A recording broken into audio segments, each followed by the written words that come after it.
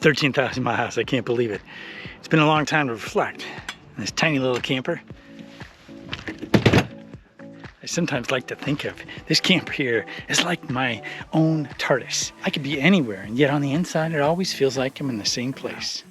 Now, a lot of these might seem obvious, but it's only when you really get into the thick of it that you really appreciate some of the meaning behind it. I mean, it's kind of like reading something obvious, and then when you really experience it, you're like, dang, that's a good thing to remember. So this one is overarching. It's always have the structure of a plan in place while remaining extremely flexible to circumstances.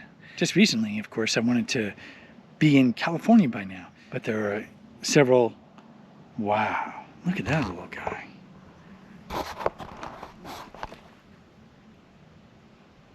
Some sort of orange beetle-like thing.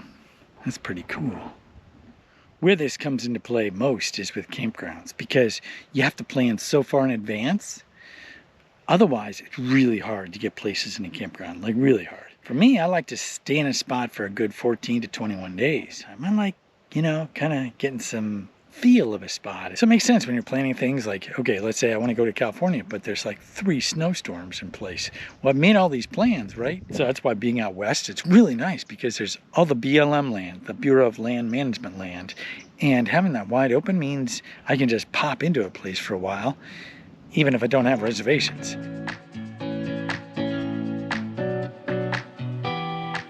The next one is all about really just appreciation. It's looking at a particular area and going, okay, well, what about this area can I enjoy that I can't enjoy anywhere else? Like right now, there's not a lot of hiking.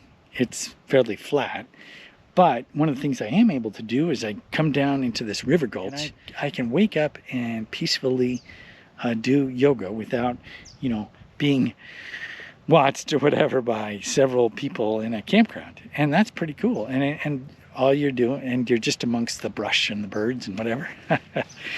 And it's dry and it's warm. Like coming down here and doing yoga in the gulch is a habit I'm going to remember. Meaning, when I think back upon the place, I'm remembered that particular thing. Instead of thinking, oh boy, I want to get to the next place, or I want to go back to the place I was at. It's appreciating whatever this place offers. And if you can't find it right away, dig a little bit.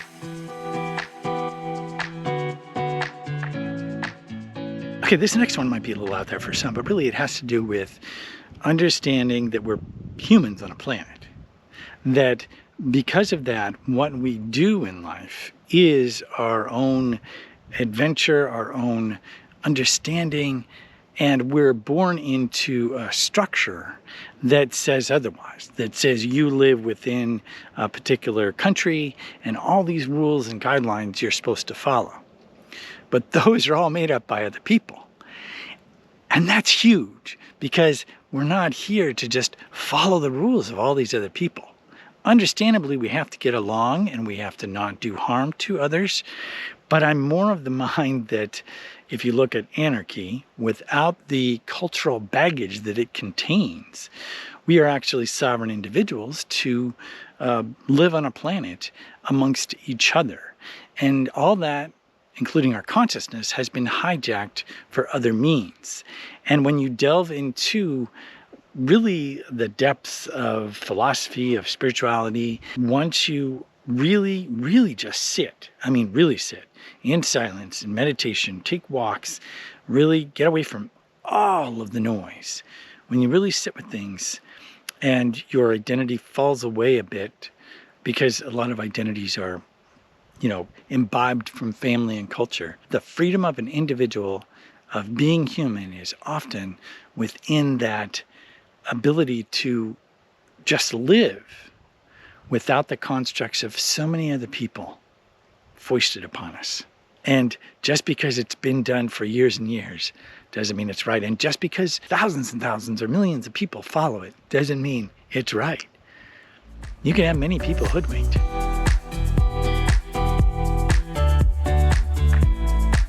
All right, this next one is mastery of craft, whatever it may be for you, when you're willing to suck and just grit it out and sweat it out and not be like, I have to get there faster and easier and more cheaply.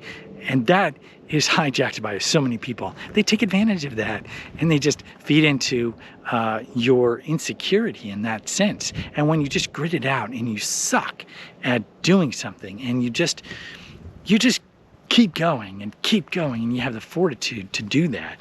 And you're not looking for the fastest and the cheapest and the easiest. You're looking to learn the mastery of craft, the real grit of it. And so many times in our culture, it's just like fast, easy, no pain, no effort. It's all garbage. You need to do the effort. You want the effort. You want the strain. You want the toughness, because that's how you grow. That's how you understand things. And most of the garbage that's out there just tries to get you to do just the opposite. And you have to ignore all that, I think. That's what I've learned so far, is just to sweat it out, to grit it out, and feel foolish. Be willing to be at the other ends of culture, or the people around you who say, you don't know what you're doing, you're stupid, you're insane, and be okay with that. Be okay with walking the other direction. There's many people who have said, whichever way the masses are going, walk the other way. And I think that's, for the most part, kind of true. I mean, when you're true to yourself and your spirit within you, and for a fact that's the direction you're going, and maybe you're wrong. Maybe you're wrong. Maybe in the end, everyone else is right. Maybe that's something you learn along the way, and that's okay. I think for me, it's dedicating anyway, because you believe so much in a few daring things that you want to do in life. And that's going to get you, I think, a long way. So many people, Navy SEALs and otherwise, have said you got to have the grit. You just have to have the grit. And I agree with that. And some people talk about FU money. Like that's going to give you, like, if you can walk away from something, you can just say, have enough money to just walk away. Well, what if you have enough confidence in yourself and everything that you're doing to be able to walk away? You don't need the money. It reminds me of David Carradine. Remember Kung Fu? And he would always like come into these situations. He would just have his bag, very minimal possessions. And in the end, he could walk away from even that. He could walk away from whatever was going on and just head off into the desert or whatever, right? And so that you don't need FU money for that. You need an FU spirit that says, I've got the heart and the fortitude, and I trust myself to be able to make it no matter what. Now that's real strength. It's something that's just an ongoing development. It's just like any muscle, right? It just keeps going and going.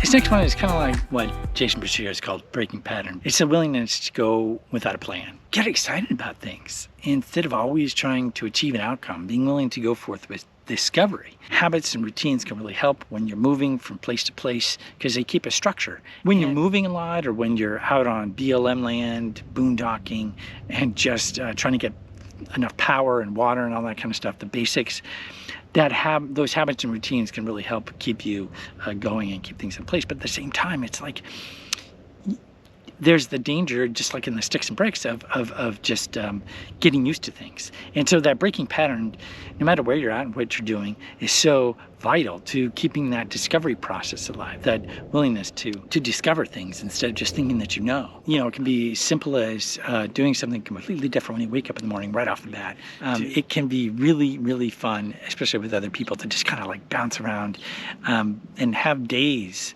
at least a day or a day or two, or even a whole vacation, to just bounce around and do nothing at all except for whatever comes up in the moment. And so that's the whole thing with breaking pattern, is having that adaptability and just a fun, playful mindset. The idea of play is so prevalent within that.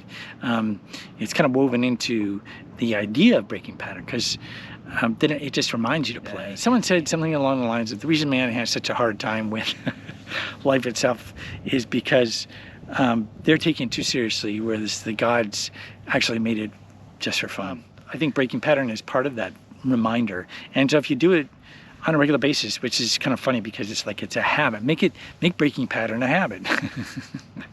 But still, I like the idea of using the app, YAPP, the YAPP app, to basically put that in there, and that it pops up on your phone and it reminds you, hey, break pattern. So in that particular moment, you can just say, okay, break pattern, I'll do some, what am I doing right now? Let's do something completely different and see what happens. It's not always best in the world, but it certainly does have its moments. Those are all the 5 things, and I've just found them very helpful. There were a lot more things that I could have mentioned to come up with, but those are the main thrust. And really, that breaking pattern, the last one about breaking pattern, that's what I've done here, because my usual routine of making videos is very different. So with this one, I'm breaking pattern and trying to relinquish control, and this is basically going forth unscripted. All my other videos are kind of scripted, just trying to break pattern that way and see what happens. If you found this video helpful, be sure to give it a like. Thanks a lot for watching, and I'll see you next time.